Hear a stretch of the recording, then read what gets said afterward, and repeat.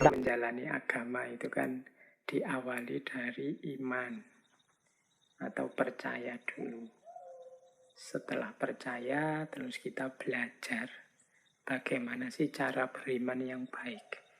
Cara menyembah Allah, menomorsatukan Allah, patuh pada perintahnya, apa saja perintahnya, menjauhi larangannya, apa saja larangannya.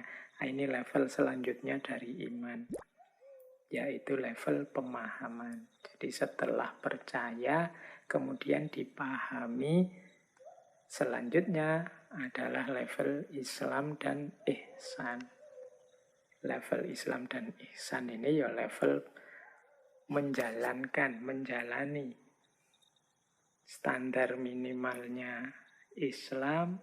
Kalau ditambah macam-macam yang sunnah-sunnah yang utama-utama, nanti bisa sampai pada makom ihsan.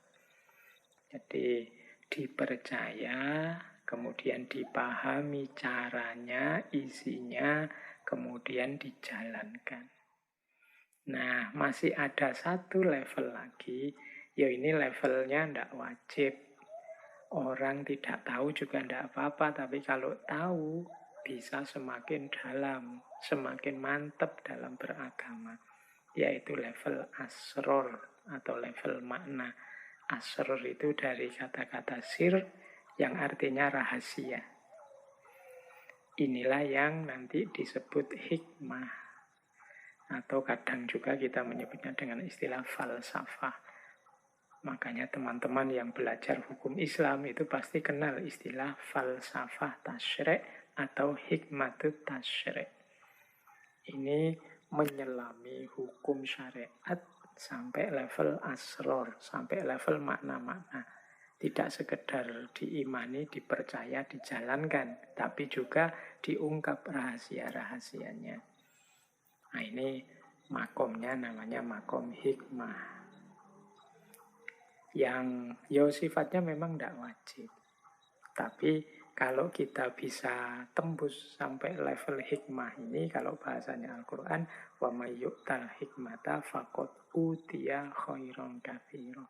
Barang siapa yang oleh Allah dianugerahi dengan hikmah, maka dia seperti diberi kebaikan yang banyak sekali. Nah, ini latihan pelan-pelan. Malam hari ini kita belajar puasa di level asror ini, di level hikmah. Ini seperti Imam Ghazali itu di awal kitab Ihya itu kan, bab-bab awal, rubuk-rubuk awal itu kan beliau membahas yang berhubungan dengan peribadatan diawali dengan kata-kata asror. Asrorut toharoh, asrorus sholah, asrorus siyam, asrorus zakah. Ini maksudnya membahas tentang bersuci, tentang puasa, tentang zakat di level asror, di level hikmah, yang tidak sekedar menceritakan syarat rukunnya apa biar sah, tapi juga makna dan rahasia-rahasia di baliknya apa. Nah, malam hari ini kita mencoba seperti itu ya, meskipun semampu kita, sekuasa kita, paling tidak semoga setelah ini kita tambah mantap bahwa ternyata puasa itu luar biasa untuk kepentingan diri kita dunia akhirat, untuk kepentingan masyarakat, bahkan untuk kepentingan zaman kita yang hari ini mungkin ada banyak keprihatinan-keprihatinan. Baik, ini malah melantur ke sana-sana ya. Kita mulai saja pembahasan kita tentang falsafah puasa. Kita kejar hikmah dan asrornya puasa. Semoga nanti kita tambah mantap.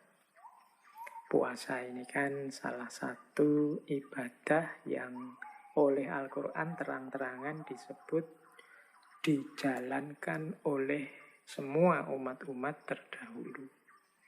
Jadi kalau teman-teman membaca lebih detail sejarahnya para nabi, itu hampir di setiap sejarahnya nabi ada kisah aktivitas atau amalan yang jenisnya puasa ini.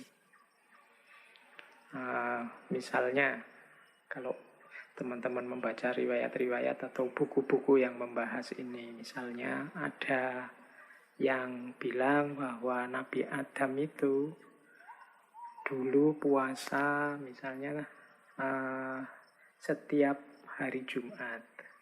Ada juga riwayat Nabi Adam itu puasa tanggal 10 Muharram karena hari itu beliau bertemu dengan Ibu Hawa di bumi.